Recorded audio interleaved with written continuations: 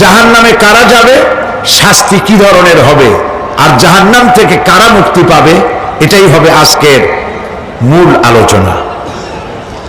আল্লাহ রাব্বুল আলামিন কোরআনে কারীমের মধ্যে বলছেন, ওয়ালাকাদ যারানা লিজাহান্নামা কাসীরাম মিনাল জিন্নি ওয়াল ইনস লাহুম কুলুবুন লা ইয়াফকাহুনা বিহা ওয়া লাহুম আ'য়ুনুন লা ইউবসিরুনা বিহা وَلَهُمْ آذَانٌ لَا يَسْمَعُونَ بِهَا أُولَئِكَ كَالْأَنْعَامِ بَلْ هُمْ أَضَلُّ أُولَئِكَ هُمُ الْغَافِلُونَ وَلَقَدْ ذَرَأْنَا لِجَهَنَّمَ كَثِيرًا مِنَ الْجِنِّ وَالْإِنسِ মানুষ এবং জিন জাতির ভিতরে একটি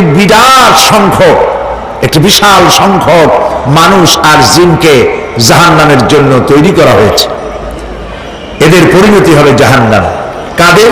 লাহুম কুলুবুন লা ইয়াফকাহুনা বিহা, যাদেরকে আমি কাল্ব দিয়েছি, অন্তঃকরণ দিয়েছি, সেই অন্তঃকরণ দিয়ে, সেই মন দিয়ে, সেই চিন্তা দিয়ে, সেই চেতনা দিয়ে, সেই প্রজ্ঞা দিয়ে, সেই মেধা দিয়ে তারা আমাকে চিনতে চেষ্টা করলো না। এদের বিবেক আছে, সব বুঝেছে, কিন্তু আমাকে বুঝতে পারে নাই। এরা চাঁদের সৌন্দর্য বর্ণনা করেছে, এরা সূর্যের সৌন্দর্য বর্ণনা করেছে, এরা ফুলের সৌন্দর্য বর্ণনা করেছে, কিন্তু ফুলের ঘ্রাণ কে দিল তাকে তারা খুঁজে পায় নাই। কাল্ব দিয়েছি, বিবেক দিয়েছি, কিন্তু এই বিবেক দিয়ে তারা বিবেচনা করতে চেষ্টা করে নাই, চিন্তা করে আমাকে পায় নাই। প্রিয় ভাই, সব নাস্তিক হয় কারা? কোন বিজ্ঞানী, বড় বড় বিজ্ঞানী, চিকিৎসা বিজ্ঞানী, এরা কিন্তু নাস্তিক হয় না। নাস্তিক হয় সাহিত্যিক আর দার্শনিক, এরাই নাস্তিক হয় বেশি।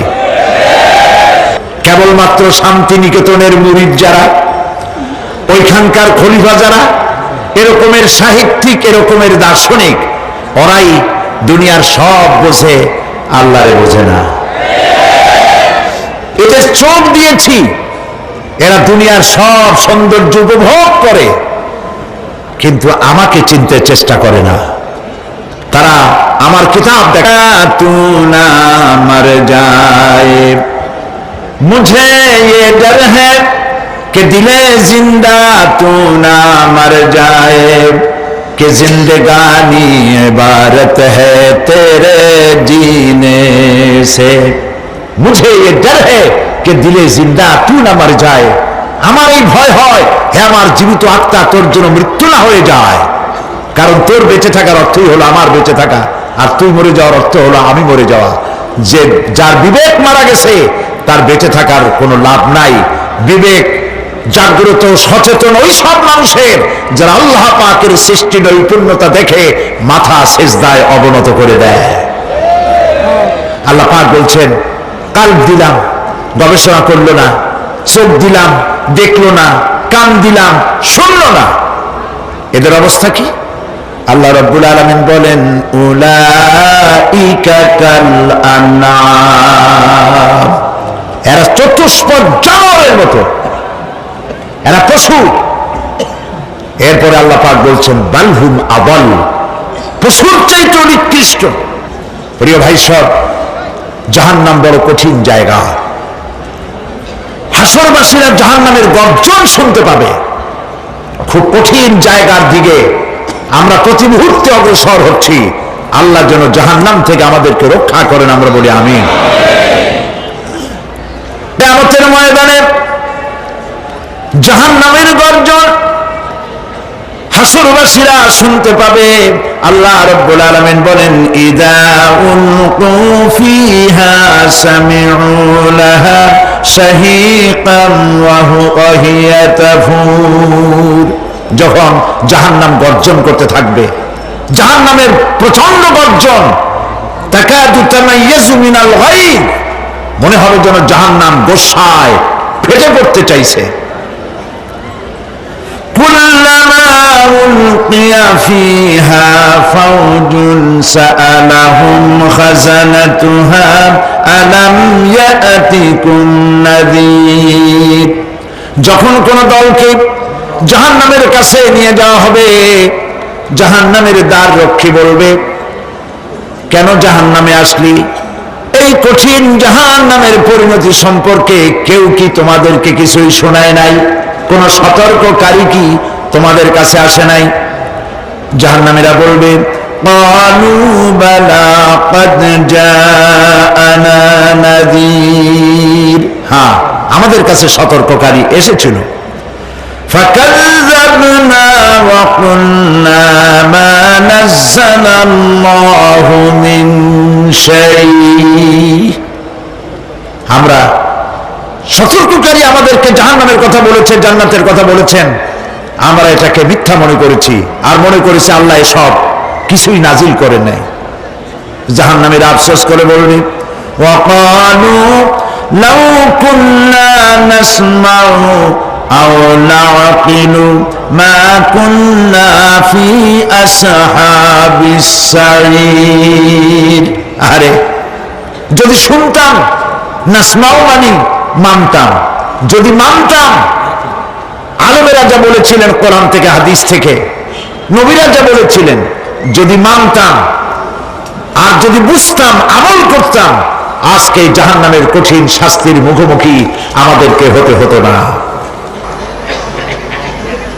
প্রিয় ভাই সব, জাহান্নাম বড় কঠিন জায়গা হবে। এই জাহান্নামে কারো মৃত্যু হবে না। এই পৃথিবীতে রোগ হোক, যত বড় মারাত্মক রোগ হোক, একদিন রোগী জরাজীর্ণ হয়ে ক্লান্তি হয়ে মৃত্যু হয়ে যাবে ঠিক, কিন্তু মানুষ যখন জাহান্নামে চলে যাবে, মৃত্যু যতই কামনা করুক না কেন, মৃত্যু আর আসবে না। আল্লাহ পাক বলেছেন, সুম্মা লা ইয়ামুতু ফিহা ওয়া লা ইয়াহইয়া। জাহান্নামের কঠিন শাস্তি, মানুষ সেখানে বাঁচবেও না, মরবেও না, এমন এক দুরবস্থার মুখোমুখি হতে হবে পৃথিবীর মানব মণ্ডলীকে, কাফেরদেরকে, যারা জাহান্নামে যাবে। জাহান্নামীরা মৃত্যু কামনা করবে, বলবে আরে যদি মরে যাইতাম।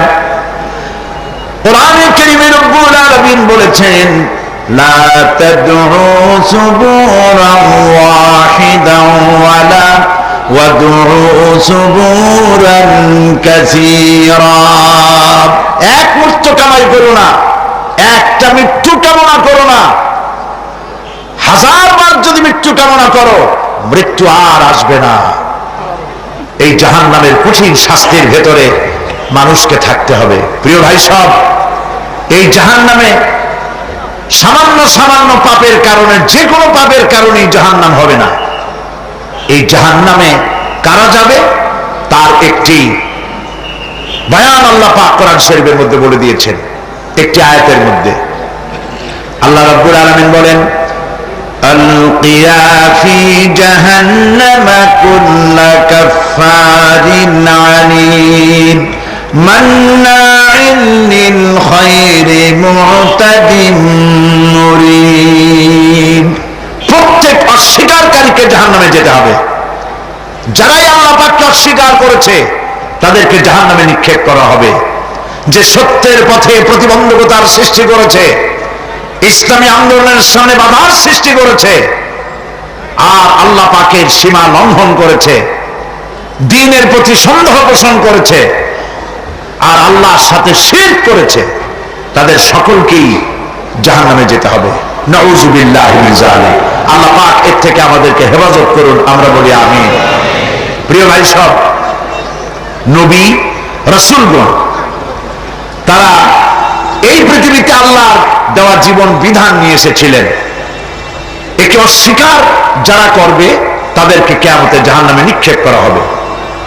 প্রতি মুহূর্তে আল্লাহর রহমতের উপরে বেঁচে থেকে যারা আল্লাহ পাকের কৃতজ্ঞতা স্বীকার করবে না, তাদেরকেও জাহান্নামে যেতে হবে। কোরআনে কারিমে আল্লাহ পাক বলেছেন, লা ইন শাকারতুম লা আযীদান্নাকুম ওয়া লা ইন কাফারতুম ইন্না আযাবি লাশাদীদ। আমার নিয়ামতের কৃতজ্ঞতা যারা স্বীকার করবে, আমার নিয়ামতের শুকর যারা আদায় করবে, আমি তাদের নিয়ামতকে বাড়ায় দেব। আর যারা অস্বীকার করবে, শুকর আদায় করবে না, তাদের জন্য শাস্তি দেওয়া হবে। এই জন্য আল্লাহ পাকের নিয়ামতের শুকরিয়া আদায় করতে হবে। 2 নম্বরে আল্লাহ পাকের হুকুম আহকাম মেনে জীবন পরিচালনা করতে হবে। নবীরা আল্লাহ পাকের পক্ষ থেকে যে দ্বীন নিয়ে এসেছেন, ওই দ্বীনের আনুগত্য করতে হবে, বিরোধিতা করা যাবে না। যারা ইসলামী আন্দোলনের বিরোধিতা করবে, আল্লাহর দ্বীন প্রতিষ্ঠার পথে যারাই বিরোধিতা করবে, জায়গা হবে কোথায়? জাহান্নাম। ভাই সব, জাহান্নাম বড় কঠিন হবে। সেদিন কেউ সুপারিশ করবে না, কোনো উপায় থাকবে না। কিয়ামতের ময়দানে আমলনামা ছেড়ে দেওয়া হবে। জাহান্নামীদের আমলনামা পেছন থেকে বা হাতে আসবে। কোরআনে কারীমে আল্লাহ পাক বলেন, ওয়া আম্মা মান উতিয়া কিতাবাহু বিশিমালিহি ফায়াকুলু ইয়া লাইতানি লাম উতা কিতাবিয়া।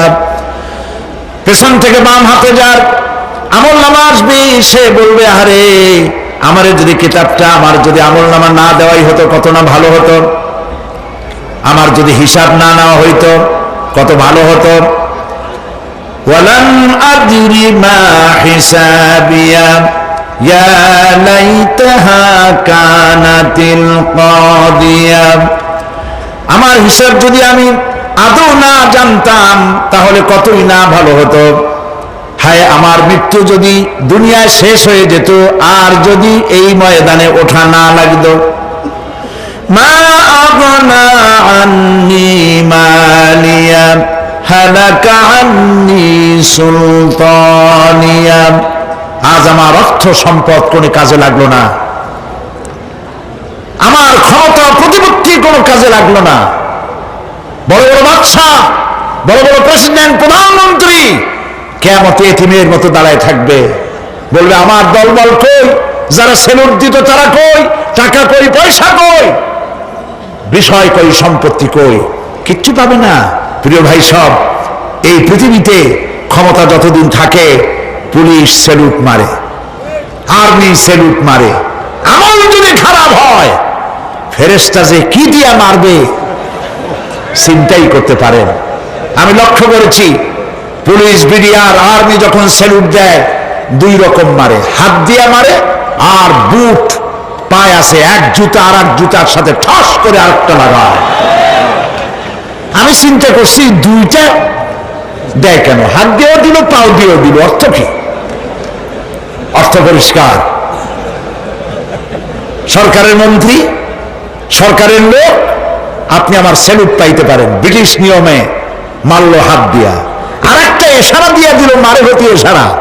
সরকারে থাইকা যদি জনগণের সর্বনাশ করেন, মুসলমান দেশের তথ্য পাচার করে মুসলিম দেশের স্বাধীনতা যদি হরণ করতে চান, আর যদি ধরা পড়েন, তাহলে হাত দিয়া না, ওইটা দিয়ে মারবো।